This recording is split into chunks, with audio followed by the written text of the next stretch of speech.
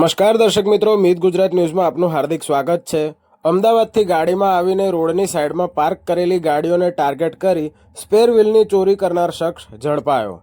વડોદરાના તરસાલી ચોકડીથી કપુરાઈ ચોકડી જતા હાઈવે ઉપર શંકાસ્પદ બોલેરો ગાડીના ચાલકની ક્રાઇમ બ્રાન્ચની ટીમે અટકાયત કરી તપાસ કરતા અમદાવાદનો જગદીશ વણઝારા જણાઈ આવ્યો હતો। જ્યારે ગાડીમાં તાડપત્રીની નીચે સંતાડી રાખેલી જુદી જુદી કંપનીઓના સ્ટેપની સાથેના ટાયર મળી આવ્યા હતા।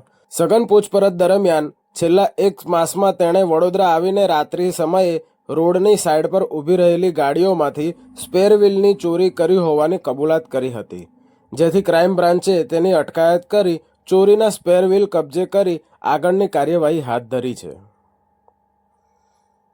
બ્યુરો રિપોર્ટ, મિત ગુજરાત ન્યૂઝ, વડોદરા।